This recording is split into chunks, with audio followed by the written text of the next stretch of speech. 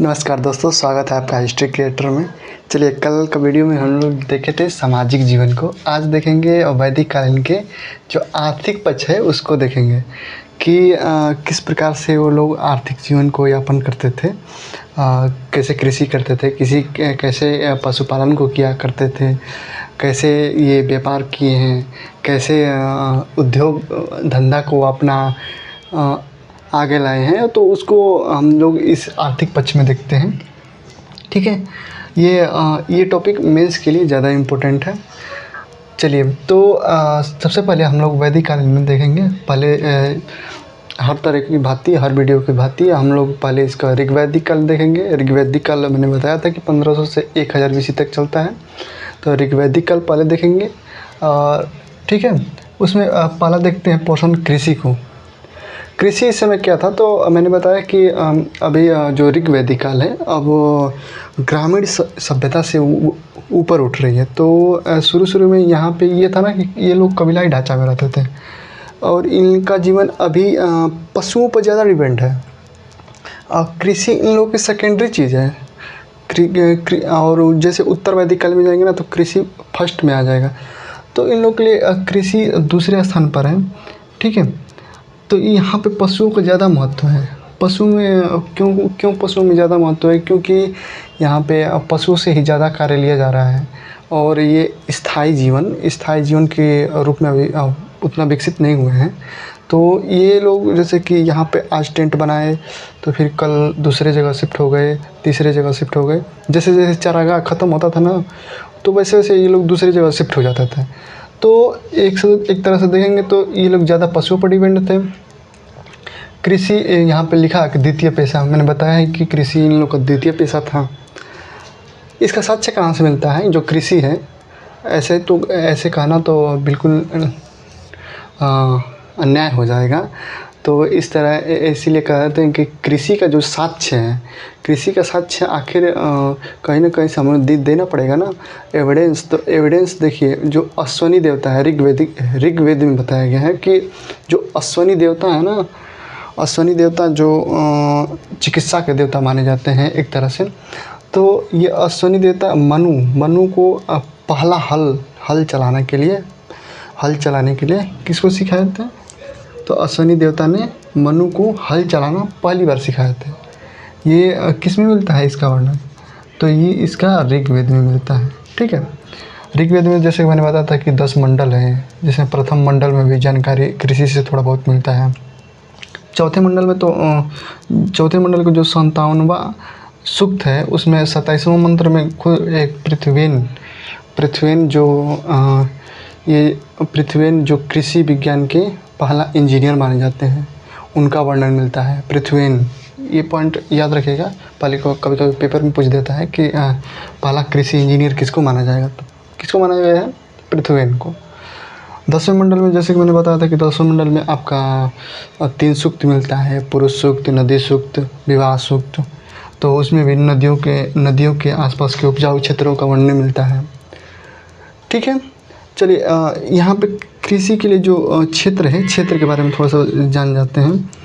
जो ये आपका ये एक खेत मान लीजिए, खेत में जैसे कि ये जुताई में जो भी ये हल रेखाएं बनती थी, जैसे कि खेत में जुताई होता था, 2 बैल थे और एक हल हुआ करता था। तो जैसे जोतते जाएंगे ना तो एक रेखा की तरह बनता जाएगा, इधर से उधर मिट्टी हटते जाएगा तो रेखा की तरह बनेगा। तो उस रेखा को कहा जाता था सीता। ये पेपर में ज़्यादा आप लोगों को पूछा गया होगा। आप लोग जो वनडे का एग्ज़ाम या कोई भी एग्ज़ाम देते होंगे तो ये क्वेश्चन पूछा जाता है कि वैदिक काल में हल की रेखाओं को क्या कहते थे? तो सीता कहते थे। ठीक है, इससे ये भी वर्णन मिलता है कि सीता जी का जन्म हल चलाते समय भी राजा जनक के हल से लग गया था, एक घड़ा में वो सीता जी को पाया था। तो ऐसे कहानियाँ मिलती हैं। ठीक है, तो इससे आप लोग रिलेट करके याद रखिएगा। फिर उसके बाद जो उपज खेत होता था तो उसे उर्वरा कहते थे। जो प्रति खेत होता था उसे खिल्ले बोलते थे। ये वाला वर्ड को ध्यान रखिएगा, वर्ड कभी कभी मैचिंग के लिए आ जाता है। तो जो उपज वाला उपजाऊ खेत था, जो जलोढ़ वाला क्षेत्र था, उसे कहते थे उर्वरा, और जो प्रति खेत था उसे कहते थे खिल्ले। ठीक है, बैल को उस समय क्या कहते थे, जो जिससे जोताई होता है बैल को वृक बोलते हैं। इस समय वर्ड आप लोग सुने होंगे। हलवाहा मतलब जो खेत जोतता है, वो किसान ही होता है, लेकिन वो हल को लेकर आने जाने का कार्य करता है, तो उसे किवास बोलते थे। हल को जो हल है उसे लागल बोलते थे। खाद का मतलब कि जो गोबर और कूड़ा कचरा होता था तो उसे खाद बनता है, तो उसे साकम बोलते थे। जो जौ होता था उसे यौ बोलते थे। खलिहान को खल बोलते थे। और उस समय मापने का एक यंत्र होता था, जैसे जितना भी अनाज हुआ चाहे कुछ भी हुआ तो उसे मापने के लिए उड़दर का प्रयोग करते थे ये लोग। जैसे कि आज किलो की तरह नापते हैं ना, कि तुम्हारा 1 किलो गेहूँ हुआ, 2 किलो गेहूँ हुआ, तो ऐसे ही उस समय क्या मापते थे, उड़दर को मापते थे। ठीक है, उड़दर से मापते थे। तो ये वाला कृषि वाला पॉइंट थोड़ा आप लोगों को क्लियर हो गया होगा।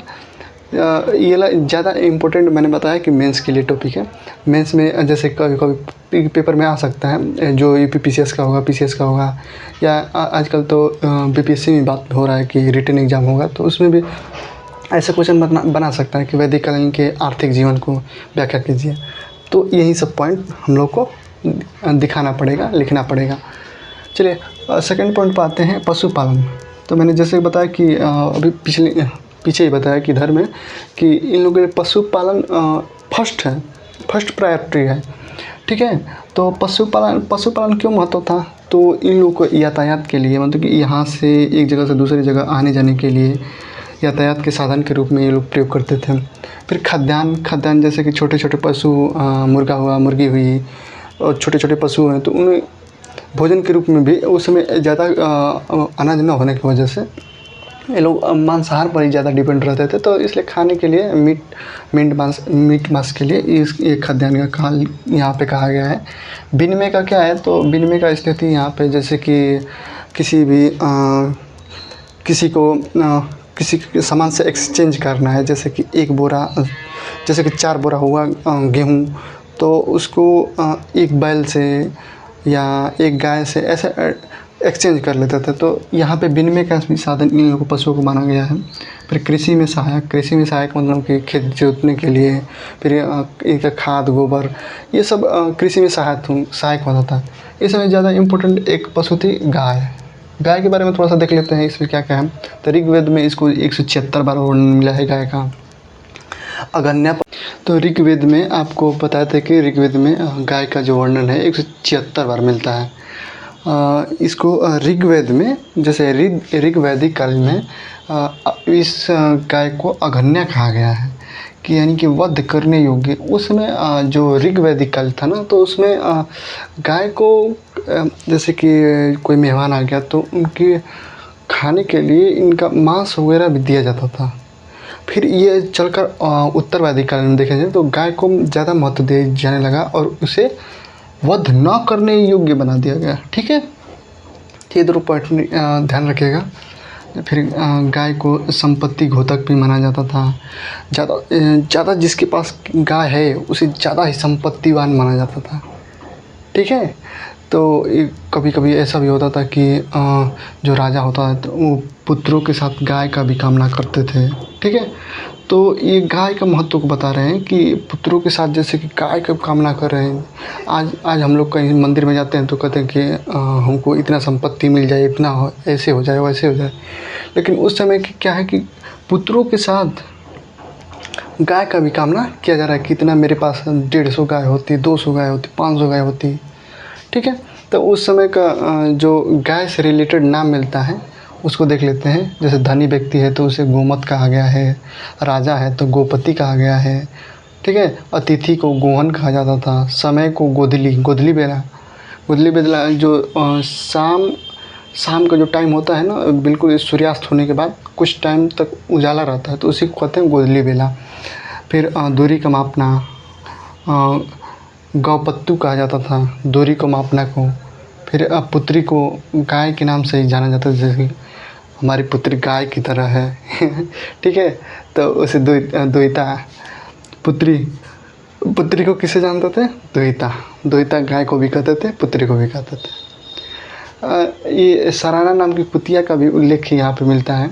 उत्तर वैदिक काल में, ऋग वैदिक काल में। यहाँ सुराना नमकुतिया का भी उल्लेख मिलेगा। घोड़ा, बैल, भेड़, बकरी, ऊँट, ये सब जानवर इस समय मिलते हैं। तो पशुपालन में हमने देख लिया, कृषि भी देख लिया। अब इसके आगे हम लोग देखेंगे फिर व्यापार कैसे होता था। ठीक है,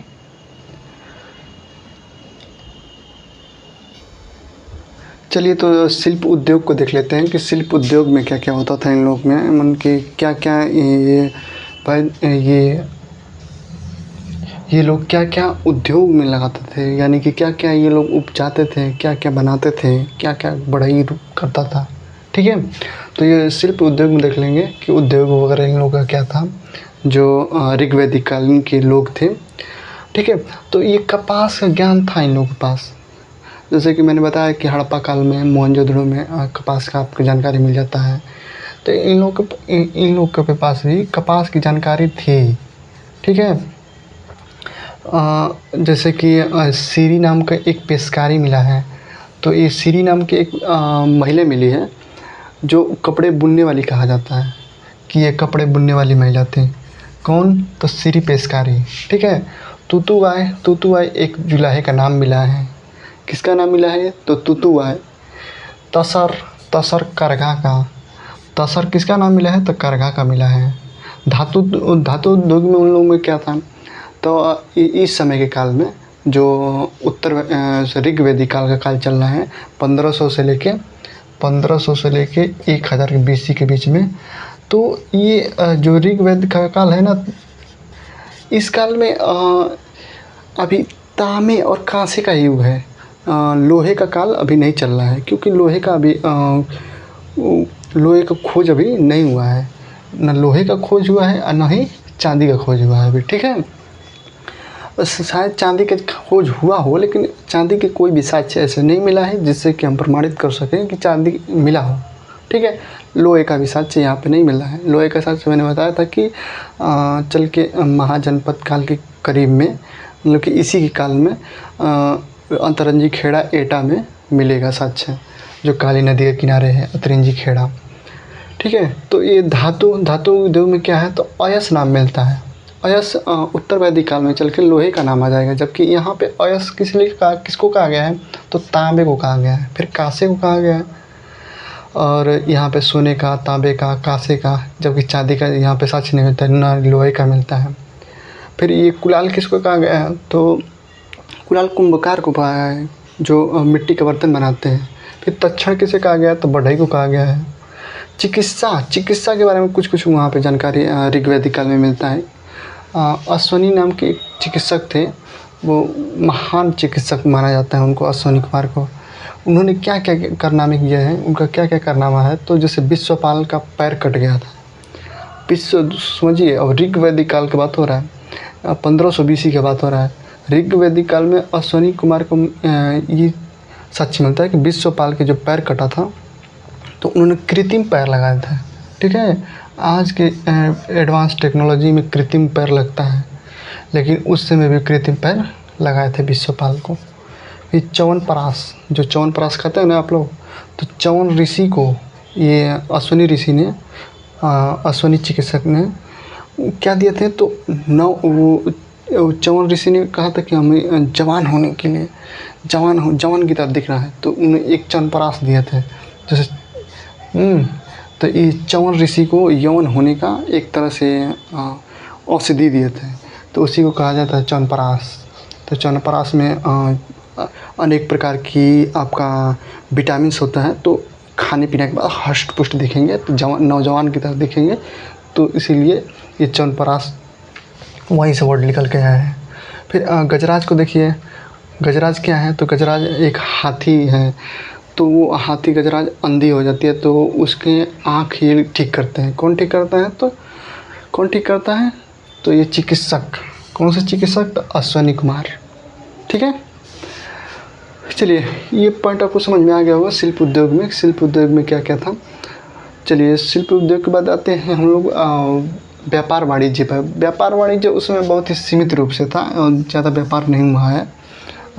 कृषि में ज़्यादा उपज होता तो नहीं था, यहीं पशुपालन ज़्यादा ये लोग करते थे, तो पशुपालन में ही इन लोगों का ज़्यादा उपज दिखाई देता है।